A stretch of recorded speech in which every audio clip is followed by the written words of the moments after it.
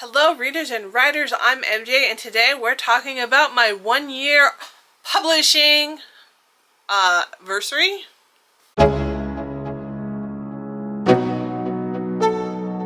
I'm so excited to make this video. I'm gonna be honest with you. The reason I started BookTube when I did was so that I could make this video. Don't get me wrong, I've been planning on starting BookTube for a while. And it was definitely the thought of this approaching 1 year anniversary of being published that made me want to start up my channel so that I can start making this this video on the very first anniversary of my published book. And the hope is, and the plan is that every year at this time I will make an updated video to show you what I've learned as a published author. So first I want to go through what I've accomplished this year. In Between was published on May 31st, 2022. So it may not be exactly 1 year from the time that you are seeing this video, but it's pretty dang close. This was a very special day for me because this is my birthday. So In Between and myself share the same birthday, and I did that on purpose because this was kind of my birthday present to myself. We were coming out of COVID. I had transitioned and I had lost a lot of people that I thought would stick through me and didn't. And so you know what? I'm giving myself my birthday present. I'm releasing my book on my birthday. And I did. And I'm very happy for myself for doing that for my birthday present. So In Between and myself will always share a birthday. So take with that what you will. So even though In Between is 1 year old, that doesn't mean like I started writing 1 year ago. Obviously, it was a long road to get this published. So I want to tell you a little bit about my writing journey first. So I'll keep it brief. I started writing in 3rd grade. So like a lot of authors, you know, I caught the bug really early. My first story that I ever remember writing was about a tree that grew frogs. We were supposed to write like 3 lines, and me being me, I wrote on those little grid lines and then turned the paper over and just kept writing. And I fell in love. I was a kid that always had a notebook and a pen and was always constantly writing down things. They weren't great, but they were practicing, and I kept practicing. When I was in middle school, which actually was junior high for me because, you know, I'm in my 40s, it was the first time I actually got something published, and it was a science fiction story about a man who traveled to Mars. In fact, the story was so similar to a movie that I questioned how it was so similar. But, hi, you know, a lot of people have a lot of similar thoughts. I was really proud of this, especially since I got it published in middle school. I was in the journalism club, and I got to go attend my first writing convention in middle school. In high school, I continued on in journalism, which was really the only way to write in high school or be exposed to any sort of writing program. I didn't do very well in high school, not academically. Academically, I did fine, just like socially and emotionally. Being autistic, I hated school. And so I ended up graduating early and going into college, where I actually bounced around fields. So I started as a physics major, and, well, okay. My dream goal was to attend the University of Arizona and double major in creative writing and astronomy to become a science fiction writer. But at 16 years old, it's very hard to go out of state to go to school, especially if you don't get like a scholarship. So I ended up staying at a local college, which did not have a creative writing program, nor an astronomy program. So I started working towards a physics degree, and ended up shifting to just graduating for English, where I took as many creative writing courses as I could. I did not graduate at that time. When I was 18, I ended up dropping out of school because it just, I wasn't diagnosed as autistic yet, and I just couldn't find my way to navigating around the world. It was just too difficult, and I didn't understand why it was so difficult.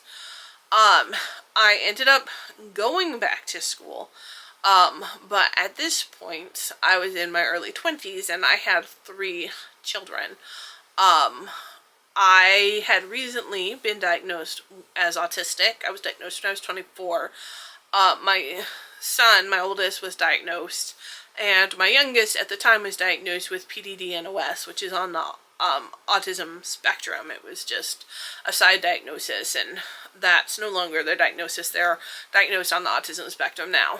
I guess just kind of knowing where I was, but helped me to be able to go back to school. But I didn't go back for English. I actually went back for psychology because I had 3 kids that, like, my 2 were autistic and ADHD, and I had another child who has a mental health diagnosis, and then myself. Like, psychology just seemed like where I needed to go, and I think that it was. So I ended up getting my degree in psychology, and then I ended up going into my master's degree in developmental psychology. I did get a minor in English because I love books, and that did help me continue to keep writing, was to take, like, the creative writing courses and just, like, English courses while I was getting my degree in psychology. As I was getting my master's, I wrote a lot, but it was nonfiction, but I still think it was extremely helpful to tone my writing process, and just kind of my different tone of voice. I use that kind of writing in my day job a lot, which is different than fiction, but I do think it still helps me as a writer. But I kind of stopped writing creatively while I was raising my kids because I just couldn't. So much of my mental energy went into giving my kids what they needed, and that's what I needed to do at the time. But I couldn't escape into my head to write. So I turned to blogging, and I wrote some short stories during this time, but not as many as I want. I did more journaling, more nonfiction kind of stuff.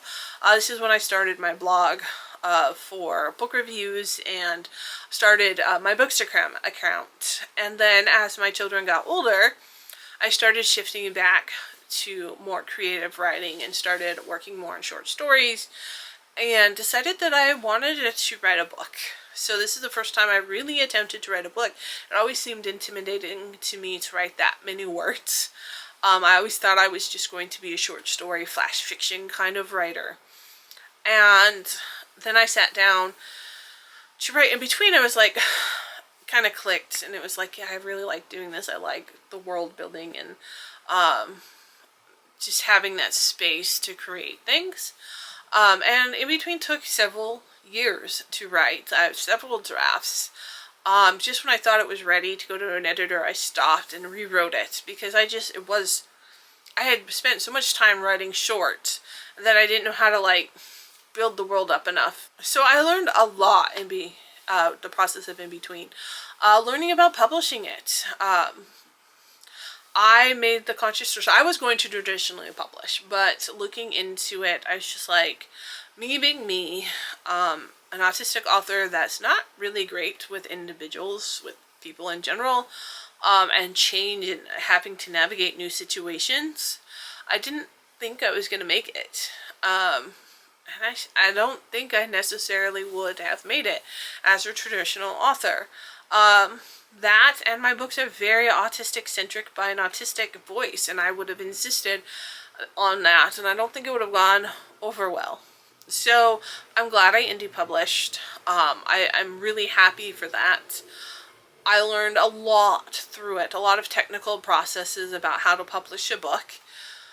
So by the time it came to publish The Immortal Part of Myself, which is this one, it was published in March 31st of this year, so 10 months after In Between was published. Now, the first draft was written before In Between was ever published.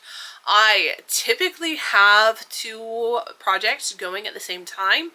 Right now I actually only have one, just because The Immortal Part of Myself just released, and I'm doing edit revisions on the novel I was working on at the same time, Neurodiverse.